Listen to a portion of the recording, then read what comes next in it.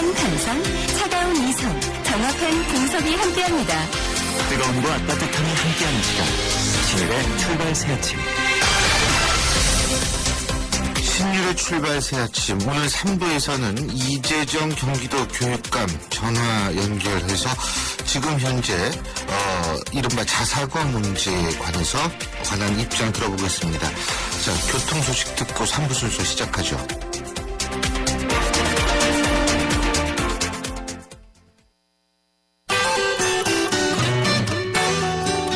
출발새 아침 교통정보입니다. 내리는 비 때문인지 영동고속도로에 여러 건의 사고가 발생했습니다. 강릉 쪽으로 가는데 광교터널 부근 2차로에서 화물차 사고 처리 중에 있기 때문에 7km 구간 여파를 받고요. 이후로는 호다풍기점 진입로 2차로에서도 승용차 사고 처리 때문에 1km 구간 정체고 다시 강천터널 부근 1차로에서도 화물차 사고 처리 중에 있습니다.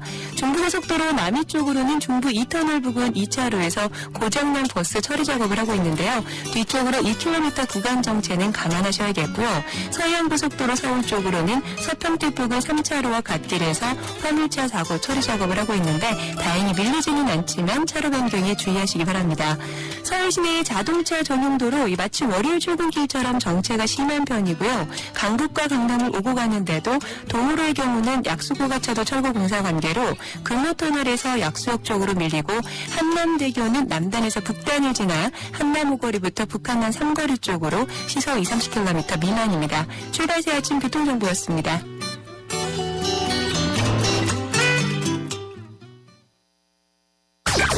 경제 컬럼니스트 정철진의 경제 시선. 예, 경제 뉴스 알아보겠습니다. 정철진 경제 컬럼니스트 연결하죠. 안녕하세요. 네, 안녕하십니까. 예. 네. 요즘 공공연하게 우리나라는 이제 미국보다 중국한테 잘 보여야 한다. 이런 말들 하는 경우가 있는 것 같아요. 네. 뭐 우리가 누구한테 잘 보이고 말고 그렇게 할 필요는 없겠지만 어쨌든 이 얘기는 경제적으로 중국의 영향력이 커지고 있다. 이런 거를 반영하는 거 아니겠어요? 사실입니다. 좀 노골적으로 말하면은요, 한국 경제가 중국에 종속되고 있다. 뭐 이렇게 말해도 이 과언이 아닙니다. 무역은 말할 것도 없고요. 내수시장, 유통시장, 금융시장, 부동산시장, 중국 돈, 중국 자본의 영향력이 아주 절대적인 수준입니다. 무역을 보면은요, 일단은 중국 비중이 규모로 20%가 넘고 흑자, 그러니까 수익, 우리가 무역으로 벌어들인 돈의 60%는 바로 중국으로부터 얻어내고 있습니다. 수치를 좀 보면은요, 지난해 한국의 총 수출액 6,171억 달러 가운데 1,349억 달러, 그러니까 22% 정도가 중국으로의 수출이었었고요. 한국의 수입액 5,366억 달러 중 16.3% 정도가 또 중국에서부터 수입한 겁니다. 그리고 이 수출에서 수입을 뺀 흑자 규모가 중국 비중이 60%니까 무역 규모의 20%가 중국, 여기서 얻는 수익의 60%가 중국. 그러니까 무역에서 중국 없으면은 정말 큰일 나는 그런 상황인 거죠. 간단히 얘기해서 무역으로 돈 버는 60%는 중국 돈이다 이건데. 그런데요. 내수도 중국 영향력이 크다. 이건 뭐죠? 이렇게 생각하시면 됩니다. 관광입니다. 관광. 가령 영동상인들 남대문 시장 중국 관광객 없으면 다 문 닫아야 된다. 공공연하게 이런 이야기 하거든요. 지난해 430만 명이 넘었다고 하는데 요커라고 하죠. 중국 관광객. 한국에서 긁었던 신용카드 결제 금액이 3조 8천억이었습니다. 전체 외국인들이 긁었던 카드 이용액의 48% 절반인 거거든요. 이들이 이제 한국 유통에 차지하는 영향이 이게 상당하다는 뜻입니다. 그러니까 뭐 신촌이나 이런 쪽에 이화여대, 뭐 연세대학교 쪽에도 중국 관광객들 다 많은데 좀 가끔 가다가 이제 이분들이 요커들이 좀 눈살 찌푸린 행동을 해도 상인들은 너무 좋은 거예요. 돈을 많이 쓰고 가니까. 근데 유통뿐만이 아닙니다. 금융시장에도 중국 자금이 물밀듯 들어오고 있습니다. 투자자들이 지난해 12월부터 올해 5월까지 한국 주식 1조 4,120억 원을 사들였는데 요즘 거래소 시장에서 외국인들이 계속 주식을 삽니다. 순매수 이어진다 하는데 실은 이거 거의 다 중국 돈이다. 이렇게 보시면 됩니다. 부동산은 제주도의 이 중국인들의 제주도 사랑 잘 아시죠? 지난해 말 315만 제곱미터, 2년 전보다 2배 이상, 한 더블이라고 하죠. 2배 이상 늘어났는데 벌써 수십 년간 살았던 미국인들의 소유 이 제주도 토지와 비슷해졌거든요. 그래서 지금부터는 우리가 이게 막 중국인 중국 자산 때문에 돈 많이 번다 이런 생각뿐만이 아니라 좀 주의를 해야 될 필요가 있습니다. 이 중국계 자본이라는 게 어느 정도 일정 수준 들어온 다음에 보면 이 한 경제를 좀 쥐락펴락하는 그런 패턴이 좀 있거든요. 예. 그러니까 지금부터는 어떤 자본이 들어오는 건가, 중국 돈 중에서도 이게 어떤 성격의 돈인가 이런 거를 이제는 좀 확인해야 되지 않을까, 그럴 때가 온 것 같습니다. 예, 그렇군요. 또 박근혜 대통령이 최근 논란이 된 국토교통부의 광역버스 입석 금지 조치에 대해서요. 네. 국민 대상으로 실험을 했다. 이렇게 국토부로 질책을 했죠. 예? 네. 예, 그렇습니다. 예. 그런데 지금 예. 그 버스를 개조해서 자리를 늘린다는 얘기가 나오네요. 예? 네. 이게 아니, 박근혜 대통령께서도 질책을 했는데 너무 준비 없이 그냥 시작해버리고 마는 참 예. 이게 안타까운 현실인데, 버스라는 게 또 갑자기 늘릴 수가 없지 않습니까? 증차라는 게 버스 업계, 버스에서도 돈이 없는데. 그런데 지금 좀 보면은요, 버스를 구조 변경해서 좌석을 한 10% 정도 늘리는 이런 방안이 추진되고 있습니다. 그러니까 자세히 보면은 버스 중간에 출입문 있지 않습니까? 예. 그걸 폐쇄하고 거기에 한 좌석을 4개 정도 이제 설치하는 그런 방식인데, 현재 이제 수도권 광역버스는 출입문이 2개 달리 42인승이 많습니다. 예. 이제 뒤쪽에 거를 이제 폐쇄해서 거기에 자리를 넣어서 한 4개 정도 늘리면 46개가 되지 않습니까? 46개가 되는데, 그럼 버스 10대를 이렇게 구조조정하면은 벌써 한 40석 정도가 늘어나니까 버스 한 대가 생기는 꼴이다. 뭐 이런 겁니다. 버스 업계는 이미 국토부에다 이렇게 구조 변경하겠다라는 거를 건의를 했고요. 국토부도 승인을 했다고 합니다. 그래서 이 전국 버스 운송사업조합 연합회에 구조 변경하는 뭐 절차 방식들을 공문을 발송했다고 하네요. 예. 아니, 근데 일단은 타고 내리는 시간이 더 길어지면은 네. 사실은 뭐 버스 한 대가 10대를 변경하면 한 대가 생긴다? 저는 타고 내리는 시간까지 계산을 하면 좀 그런 것 같고, 예. 또 하나는 뭐냐면 이 구조 변경이라는 게 이게 안전을 위해서 구조 변경이 가장 중요한 게 안전이어야 되는데 세월호도 사실 그랬잖아요. 예, 그렇습니다. 예. 그래서 구조 변경은 법에서도 굉장히 엄격하고요. 법이 있어도 실제 허가 안 해주고 그런 게 많습니다. 예. 그래서 현재까지 자동차 관리법에서는 승차 정원이 증가하는, 승차 정원을 늘리는 구조 변경을 엄격히 금지하고 있는데, 이 버스 업계에서는 그 법 조항을 자세히 보면은 같은 형식 차량의 정원 범위에서 좌석을 늘리는 경우는 가능하다.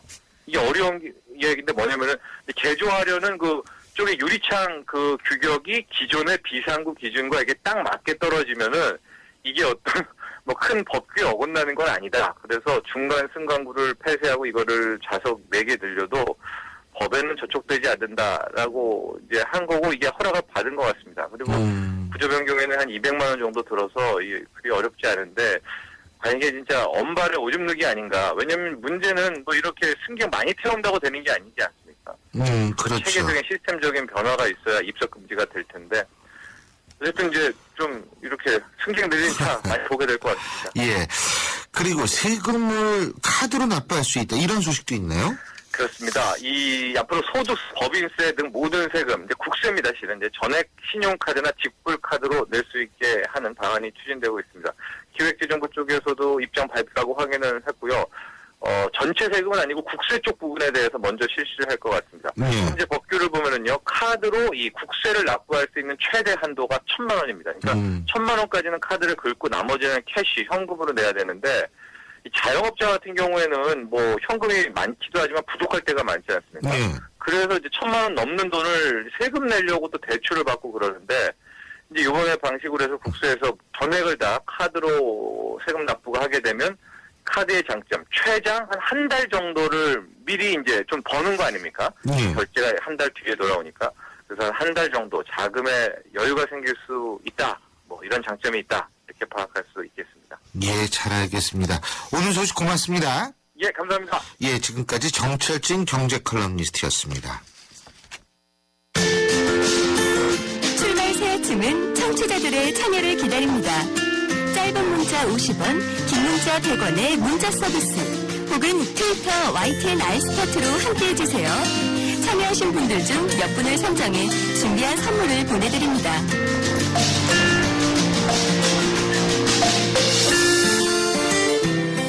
이재정 경기도 경기도 교육감이 복귀하지 않은 도교육청 소속 전국 교직원 노동조합 전임자 2명에 대해서 충분한 소명 기회를 주고 당분간 징계 절차를 밟지 않겠다라는 입장을 밝혔습니다.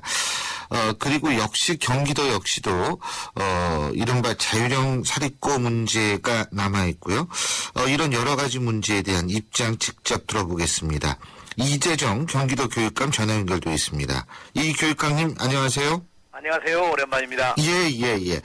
한 20일 되셨죠? 네, 그렇게 됐습니다. 교육감 이제 시작하신 지. 예? 네네.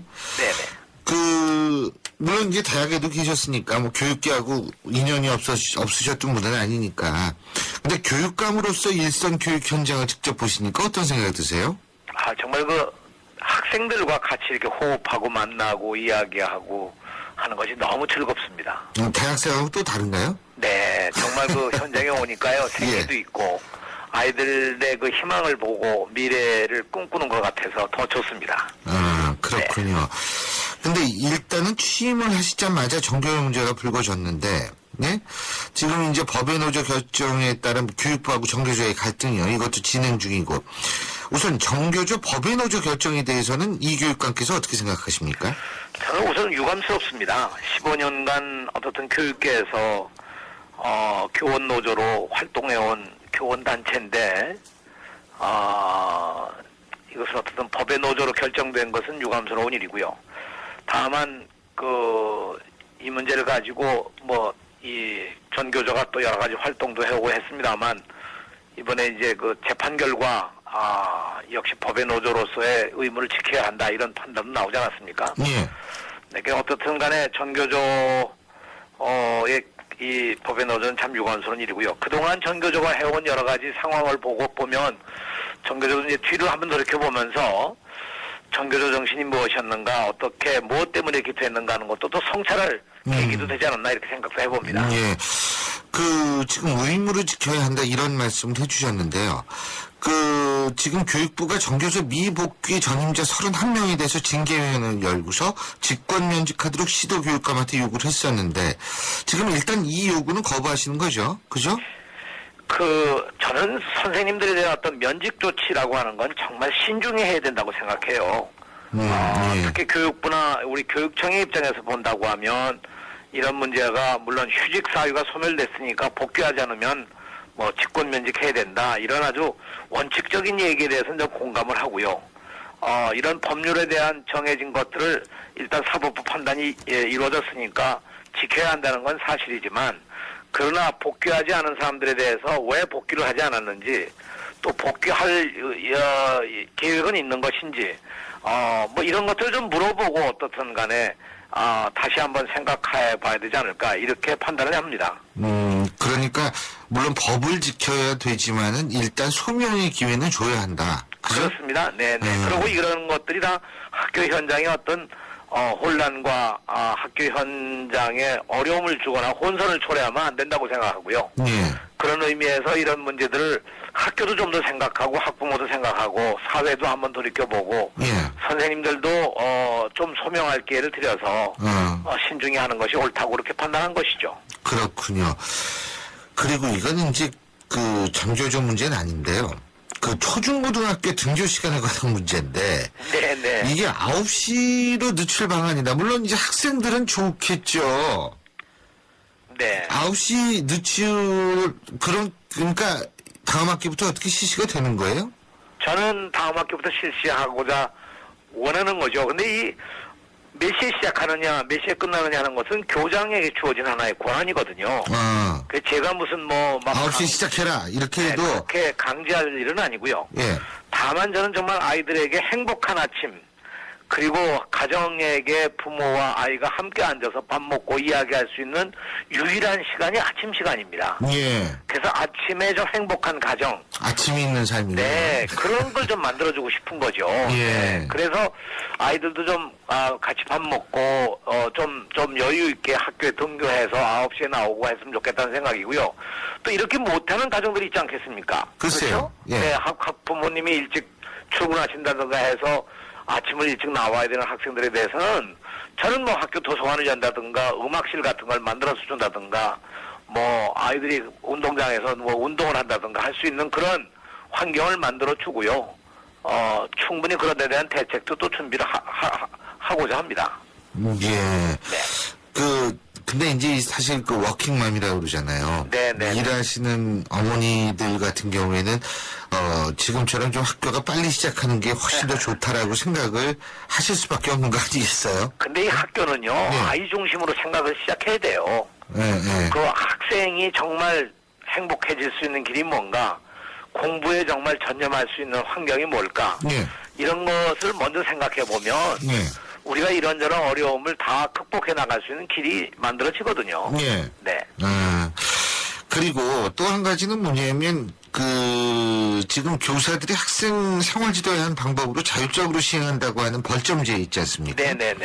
이거 폐지하겠다. 이거 어떤 이유에서 그렇게 말씀하신 거죠? 이게 원래 벌점제라고 하는 것이 체벌을 주다가 체벌에 대한 대안이 없겠느냐 해서 벌점제로 2000년부터 시작을 해가지고요. 꽤 오랫동안 이게 되어오다가 여러 가지 부작용도 있고 문제가 생겨서 이걸 사실상 폐지했다가 다시 2009년에 교육부가 이 제도화한 겁니다. 그래서 이거 이제 내려왔는데 결국 가장 큰 문제는요. 우리 신 교수님 잘 아시겠습니다만 벌을 주려면 공정하게 줘야 되고 벌을 줬을 때 그 실효성이 있어야 되지 않겠어요? 근데 공정하게 준다는 게 참 어려운 일 아닙니까? 왜냐하면 상황도 다르고 학생도 다 제각각 다른데 어떤 학생에겐 벌점 주고 어떤 학생에겐 비슷한 행동이지만 벌점 안 주고 이럴 때 일어나는 그 갈등과 분쟁이 참 어려운 일이에요. 실제 그게 참 힘들거든요. 근데 아이들에게는 한 번 그런 어떤 벌점을 억울하게 내가 받았다. 그럼 그 상처가 상당히 오래 갑니다. 그래서 사실은 이런 문제 저런 문제 생각해서 선생님들에게 너무 더 무거운 짐을 드리는 거다. 그렇기 때문에 벌점제를 차라리 폐지하고 그 현장 학교도 다양하고 그 학교가 처한 상황도 여러 가지 다르기 때문에 그 상황에 따라서 좀 더 새로운 어떤 방법들을 좀 한번 강구해 보면 좋지 않겠느냐. 그래서 일단 벌점제를 폐지하고 새로운 방안을 좀 한번 살펴보자. 이게 제 주장입니다. 근데 사실 선생님들 입장에서 볼 때는요. 체벌도 못하고 벌점도 못 주면은 아이들을 통제할 방법이 없다라고 생각하실 수도 있을 것 같아요. 근데 아이들을 그렇게 지금 통제한다는 생각부터가 잘못인 거죠.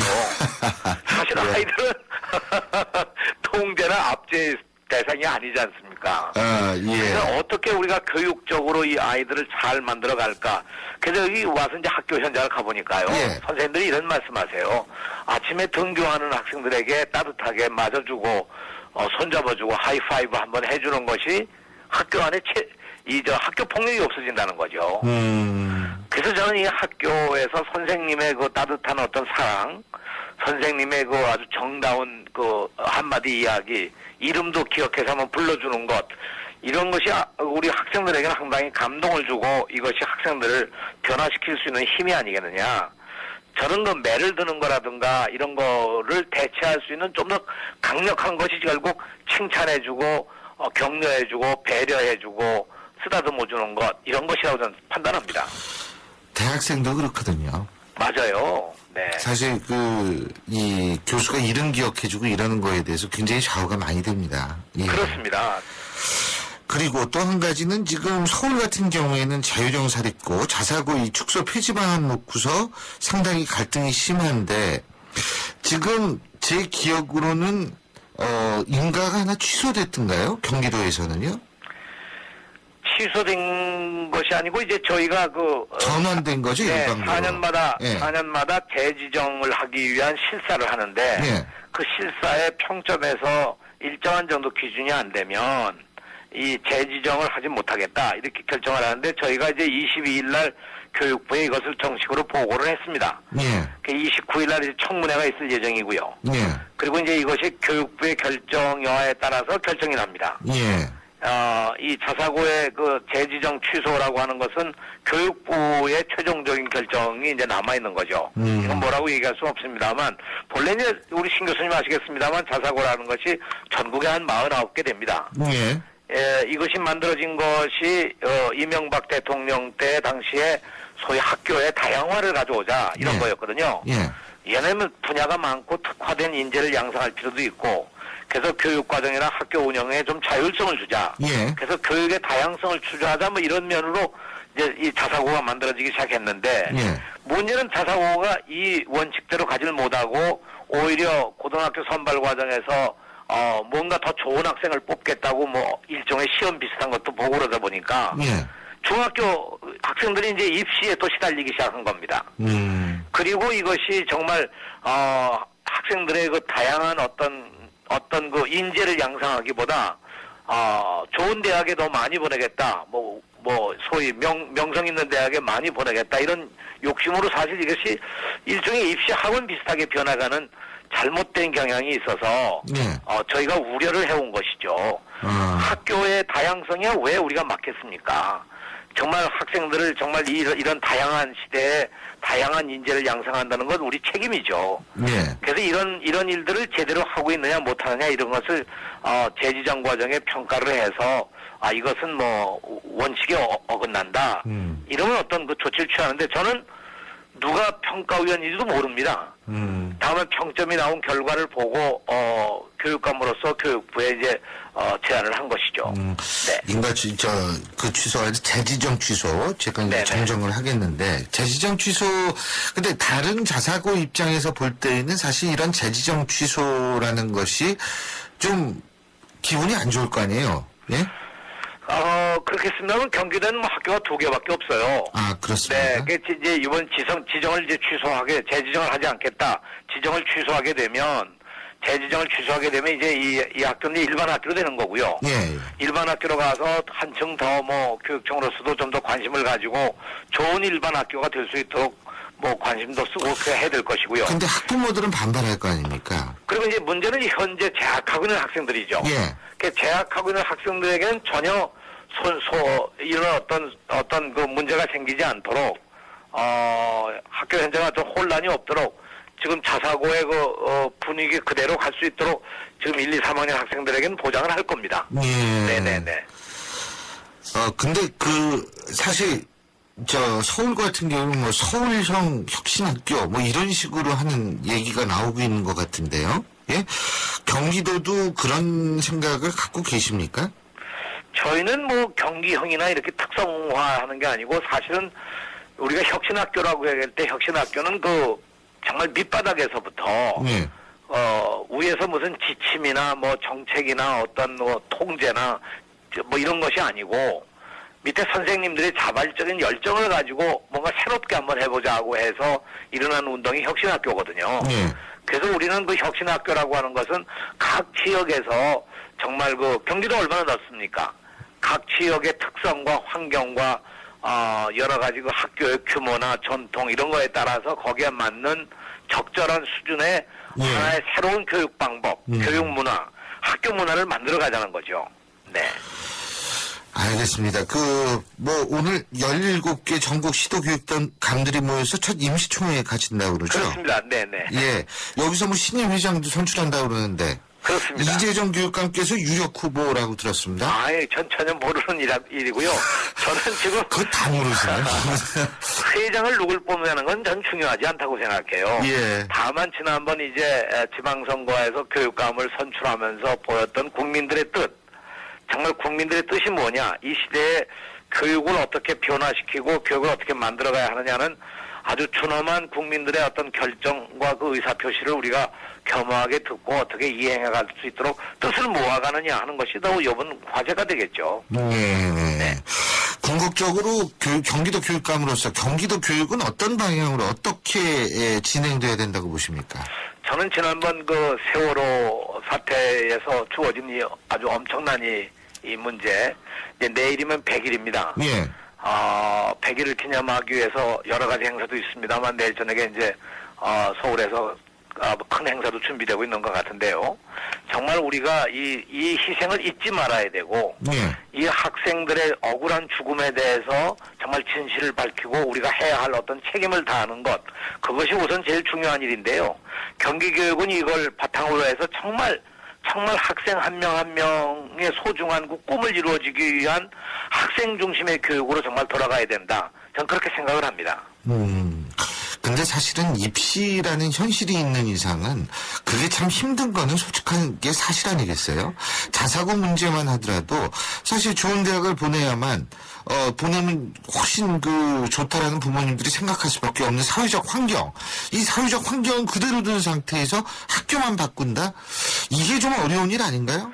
저는 그러나 우리 신 교수님도 학교에 계셨고 저도 대학에 있었으니까 이제 돌이켜보면 어느 대학을 가느냐가 그렇게 중요한 문제가 아니고 인생을 길게 보면 정말 내가 어떤 꿈을 가지고 무엇을 하려고 했느냐는 것들을 잘 자기들이 찾아서 하게 되면 인생이 정말 아름답게 갈 수 있지 않겠어요?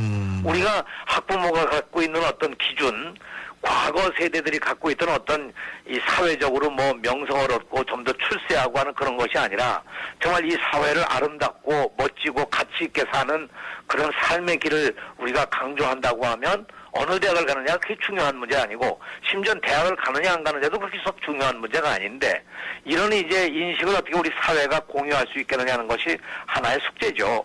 저는 이런 면에서 아이들 한 사람 한 사람에게 정말 꿈이 뭔가, 내가 잘할 수 있는 게 뭔가, 내가 해야 할 일이 뭔가를 찾을 수 있도록 해주는 것, 그것이 저는 경기교육의 일차적인 과제고, 그래서 저는 교육 현장에서부터 모든 정책이라든가 모든 계획이라든가 평가라든가 이런 것을 교육 현장에서부터 한번 출발해보자. 이렇게 이제 한번 바꿔보려고 합니다. 예, 잘 알겠습니다. 예, 오늘 말씀 여기까지 듣겠습니다. 고맙습니다. 네, 고맙습니다. 안녕히 계십시오. 예, 지금까지 경기도의 이재정 교육감이었습니다. 우리 아이 수학 성적이요? 걱정 없죠. 그럼 수학 실력은 어떨까요? 지금 아이의 수학을 진단하세요. 정확한 진단과 처방이 진짜 수학 성적을 만듭니다. 스스로 수학. 8월까지 2과목 이상 신청하시면 스스로 펜을 드립니다. 신율의 출발세 아침 3부 순서는 여기까지고요. 전 잠시 뒤 4부에서 돌아오겠습니다. 인천 지역 맞춤형 일자리 창출 지원 사업. 인천 지역에 맞는 맞춤형 교육을 통해 준비된 인재가 지역의 관련 기업으로 취업하는 사업입니다. 취업 희망자는 채용 희망 기업이 원하는 기술이나 지식을 배울 수 있어서 좋고, 채용 희망 기업은 기업이 원하는 능력을 갖춘 취업 희망자를 뽑을 수 있어서 좋은 인천 지역 맞춤 일자리 창출 지원 사업. 자세한 사항은 인터넷 홈페이지 injob.or.kr에서 확인하실 수 있습니다. 이 캠페인은 고용노동부, 인천광역시, 사단법인 인천벤처기업협회와 함께합니다. 대한민국 사장님들, 이보영이에요. 사업하면서 힘든 일 참 많으시죠? 이젠 노란우산 공제 꼭 챙기세요.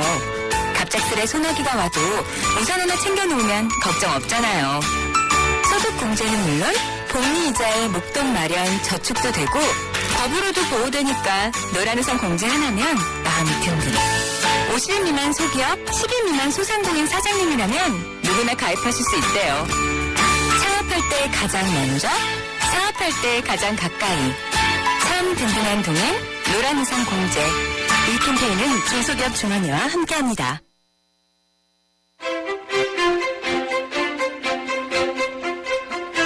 여러분은 지금 신율 교수가 진행하는 출발 새 아침을 듣고 계십니다.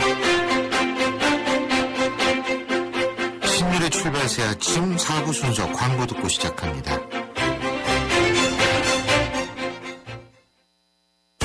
우리 아이 수학 성적이요? 걱정 없죠. 그럼 수학 실력은 어떨까요? 지금 아이의 수학을 진단하세요. 정확한 진단과 처방이 진짜 수학 성적을 만듭니다. 스스로 수학. 8월까지 2과목 이상 신청하시면 스스로 펜을 드립니다. 몽마르트의 하늘이 당신에게 말합니다. 우리 이번 토요일에 만날까요? 아시아나, 파리, 주 5회 운항. 파리, 토요일 스케줄에 더해진 아시아나로 더 편리하게 떠나세요. 아름다운 사람들, 아시아나 항공.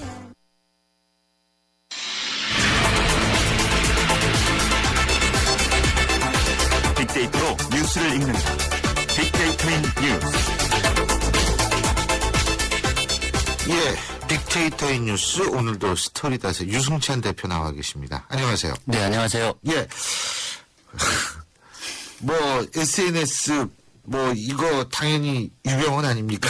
네, 어제 뭐 완전히 쓰나미였죠, 쓰나미. 그죠? 예. 예. 그래서 트위터뿐만 아니라 원래 페이스북은 이렇게 한 가지 주제로 도배가 잘 안 되는데 페이스북까지 아주 어제 오전 시간대에는 이 유병헌 씨 얘기로 완전히 도배가 될 정도로 뜨거웠고요. 인터넷 커뮤니티 역시 말할 것도 없었고요. 예.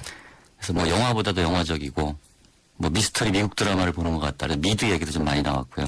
아니, 진짜 그래요. 예. 그래서 하루 동안만 12만 건이 넘는 언급량을 기록했는데요. 트위터에서. 그래서 뭐 이 소식은 뭐 사실 여부에 대한 의혹도 많이 제기가 되고 있지만 이야기 자체가 뭐 너무 소설적이고 그래서 앞으로 당분간 유병헌 씨 얘기는 계속 강세를 이어갈 것으로 보입니다. 아니, 제가 이렇게 볼 때는요, 이 페이스북이나 SNS 하시는 주 연령층이 40대 정도까지가 제일 활발히 활동을 그렇죠. 20대에서 40대 정도라고 봐야 되죠. 예. 아니, 제가 왜 이 얘기를 꺼내냐면, 금요일부터 사전투표거든요. 네, 그렇죠. 저 재보선 지역에. 그거는 뭐냐면, 이 유병헌 문제가 2040 세대들도 가장 주된 관심이었다라고 볼 수가 있고. 네, 그렇죠. 그럼 예. 선거에 대한 관심이 떨어지면 사전투표율 떨어지죠. 와, 그것도 또 하나의 스토리네요. 그 스토리 다 대표님을 모시고 하니까 스토리 얘기를 해야죠. 근데 그 연관어 분포는 어떻습니까? 뭐 일단 이제 전체 연관어 1위는 이제 시신, 뭐 시체, 사체 뭐 이래가지고 이제 사체가 발견된 사실에 이제 주목을 했고요. 네.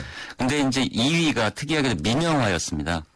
뭐가 민영화 얘기가 예. 굉장히 많이 나왔는데요. 예. 어제가 의료 민영화 입법 예고 마지막 날이었다고 그래요. 예. 그래서 의료 민영화를 추진하기 위해 그 유병헌 사망 소식을 터뜨렸다는 음모론을 제기하는 사용자들이 굉장히 많았습니다.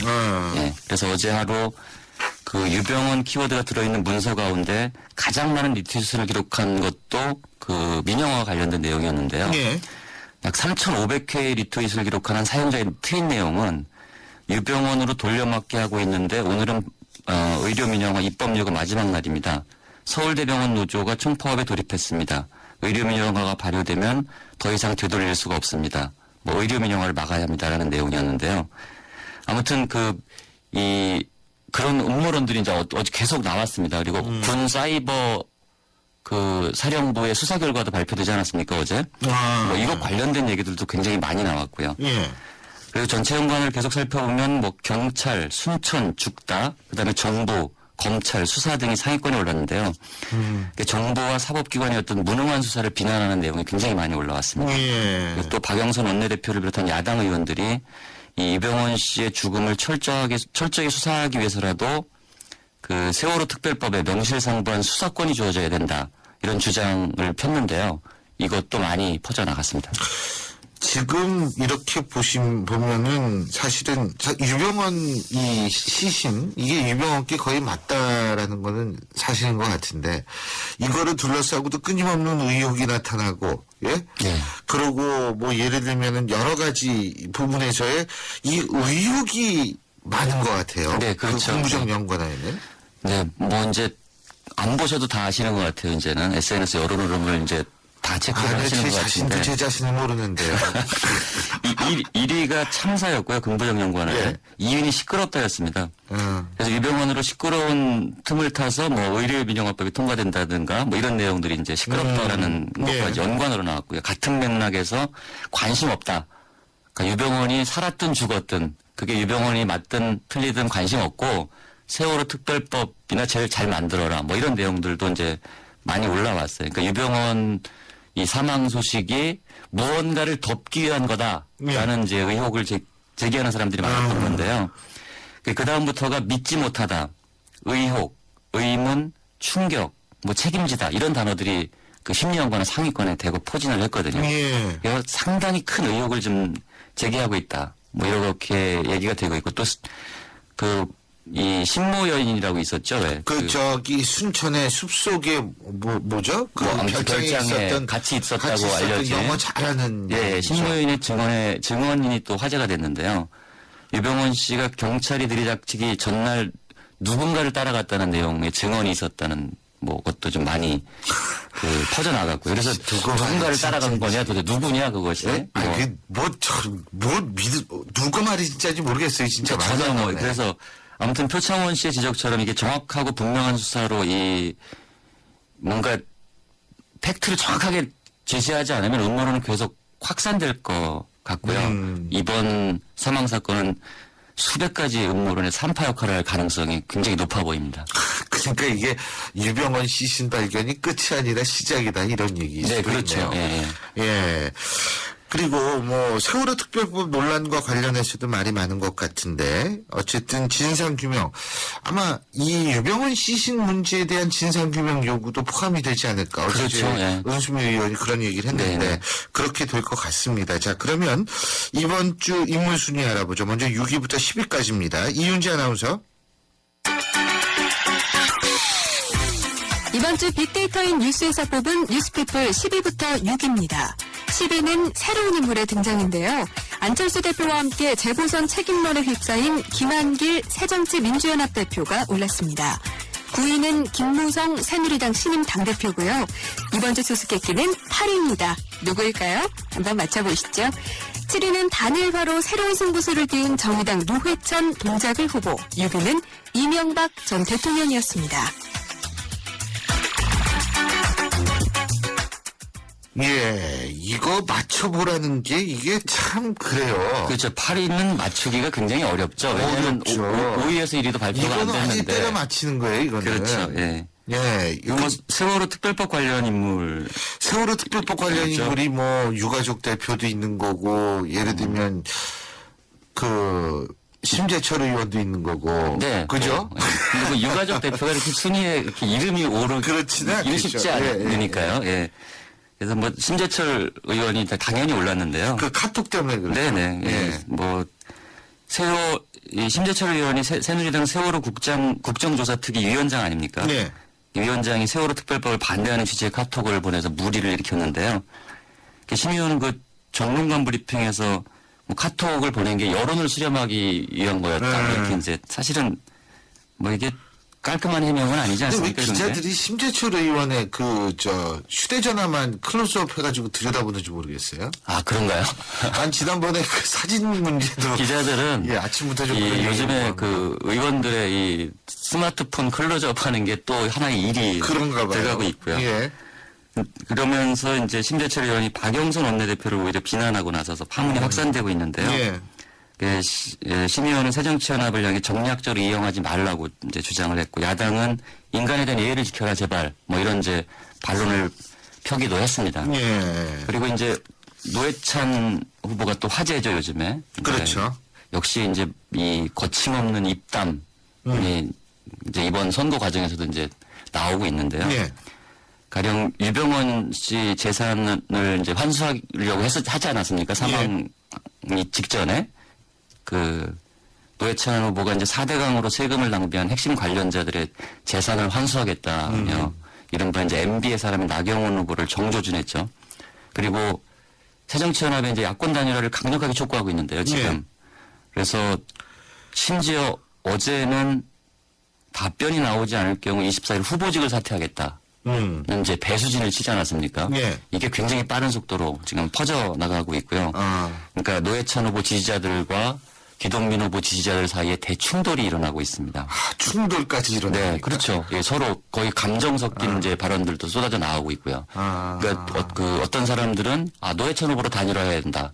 어떤 사람들은 기동민 후보로 단일화해야 된다. 뭐 이런 주장이 서로 이제 갑론을박이 진행이 되다 보면 또 감정 섞인 얘기가 나오게 되고 뭐 그렇게 지금 진행이 되고 있는데요. 어쨌든 새정치연합에 대한 강력한 압박이 아닐 수 없습니다. 이것을 그냥 가령 어떤 사람은 기동민 후보한테 잘 된 거 아니냐 그냥 사퇴하면 이렇게 얘기하지만 상황이 그렇게 간단한 것만은 아니지 않습니까? 그렇죠. 네. 이게 더군다나 이 본인이 배수진을 친 그런 측면도 있기 때문에 노회찬 의원이 그리고 노회찬 의원은 이제 그런 생각을 좀 한 것 같아요. 어차피 1대1 경쟁력에선 자신이 우위에 있는 거 아니냐. 그렇죠. 예, 예. 예. 그러니까 뭐 인지도나 그걸 떠나서 1대1. 어떤 여론조사 예, 그렇죠. 그 1대1 대결 구도에 대한 뭐 그런 뭐 조사 결과도 좀 예. 있을 거고요. 예. 뭐 거기에서 아무튼 마지막 배수진. 이거 지금 사실 시기적으로 사전 투표도 얼마 안 남고 이미 투표용지는 인쇄에 들어가지 않았습니까? 그렇죠. 그러니까 인쇄에 들어가면 단일화 효과가 떨어진다는 것이 정설인데 그럼에도 불구하고 3파전으로는 질 것이 분명하니까 뭐 단일화에 대한 압박을 막판에 강하게 지금 밀어붙이고 있는 것이 아닌가 이렇게 생각이 듭니다. 잠시 후 9시에 기동민 후보가 기자회견한다고 그러죠. 물론 직접 하는 게 아니라 진성준 의원을 통해서 기자회견을 한다고 하는데 YTN 저희 라디오에서도 생중계를 해드립니다. 자, 그러면 1위부터 5위까지 알아보겠습니다. 이윤지 아나운서. 출발제 아침 빅데이터인 뉴스에서 뽑은 뉴스피플 5위부터 1위입니다. 5위는 새누리당 나경원 동작을 후보, 4위는 안철수 새정치민주연합 공동대표, 3위는 권은희 광주 광산을 새정치민주연합 후보, 2위는 박근혜 대통령이었고요. 1위는 아마 예상하셨을 겁니다. 유병원 전 세무그룹 회장입니다. 예, 야, 참 유병원이 1위가 됐네요. 대통령을 제쳤습니다. 네. 어제 하루만 뭐 12만 건 가까운 이제 언급량을 기록했으니까요. 예. 그리고 그 권은희 후보도 강세를 이어갔네요. 그죠? 언급량도 상당히 많은데. 네, 뭐 일단 뉴스타파가 이 권은희 후보 남편의 재산 문제를 언급하면서 이게 또 미묘한 파장을 불러일으켰어요. 그러니까 뉴스타파 보도에 사실 여부도 논란이 됐고요. 뉴스타파가 또 진보 언론이지 않습니까? 그렇죠. 진보 언론이 왜 야당 후보의 문제를 제기했는지에 대한 뭐 이제 논란들 또 이제 이어졌는데요. 근데 뭐 대체적으로는 이 언론이 사실을 감지했을 때는 그게 누구든 보도하는 게 맞지 않느냐 뭐 이런 거고 다만 그것이 정확한 팩트에 의한 것이냐 하는 문제에 대한 검증은 필요하다. 뭐 이 정도 얘기로 좀 정리가 돼가고 있는 것 같고요. 그렇군요. 그러니까 어쨌든 새누리당은 권은희 후보를 타겟으로 해서 이번 지방선거 전체 판을 끌고 가려고 지금 하지 않았습니까? 지금 유병원 시신 때문에 뭐. 그렇죠. 이게 돌발 변수가 생긴 거죠. 그렇죠. 예. 그래서 이것이 어떤 방향으로 흘러갈지도 아마 지금 앞으로 남은 재보선 선거 국면에서 굉장히 관심을 모으고 있습니다. 예, 시간이 거진 다 됐는데 힘이 바뀌는 인물들 가운데서도 좀 특징적인 한두 가지 말씀해 주시죠. 네, 제가 그래서 이제 오늘은 8,000 클럽과 2만 클럽을 한번 뽑아왔는데요. 연관성은 없지만 주간 보지량 8,000건대를 유지하는 인물로는 그러니까 사람들이 궁금할 것 같아요. 손학규 후보는 어느 정도일까? 네, 이렇게 8,000대 유지하는 후보 중에 이제 손학규 후보, 김두관 후보, 그다음에 재판 중인 통합진보당 이석기 전 지금 의원인가요? 아무튼 또 베일에 둘러싸인 인물이죠. 정윤회 씨 등이 8,000 클럽에 속해 있고요. 그다음에 황우여 교육장관 후보자, 그다음에 기동민 후보, 임태희 후보, 박원순 서울시장, 노무현 전 대통령, 문재인 의원 등이 2만 클럽에 가입해서 톱10 진입을 노리고 있습니다. 그렇군요. 예, 오늘 말씀 여기까지 듣죠. 고맙습니다. 네, 감사합니다. 예, 지금까지 스토리닷의 유승찬 대표였습니다. 미세먼지 많은 날엔 깨끗하게 쿠쿠 청정. 비 오는 날엔 산뜻하게 쿠쿠 제습. 공기청정기와 제습기가 만나 1년 내내 쿠쿠 하이브리드 365. 노력했죠. 그냥 되는 건 없으니까. 화이라킨으로 몸도 마음도 지치지 않아요. 그녀에게 갱년기는 전성기. 화이라킨으로 진짜 전성기를. 갱년기를 전성기로. 정관장 화이라킨. 본제품은 건강기능식품입니다. 오빠, 이거 얼마야? 응? 700원. 그럼 이거는? 700원. 이건? 700원. 전부 700원이야? 왜? 롯데카드니까 당연하지. 세븐일레븐 7가지 상품이 각각 700원. 이것이 롯데카드의 더 착한 가격. 7월에도 역시 롯데카드. 이용 조건 및 자세한 내용은 홈페이지 참조. 예, 신율의 출발새 아침. 오늘 순서 여기까지입니다. 오늘도 당분간은 유병원 시신 문제로 우리나라가 시끄러울 것 같은데요. 하지만 어제 철도 사고에서 볼 수 있었듯이 우리의 안전 문제도 절대로 놓쳐서는 안 되는 부분인 것 같습니다. 전 내일 오전 7시 10분에 다시 오겠습니다. 지금까지 신율이었습니다. 고맙습니다.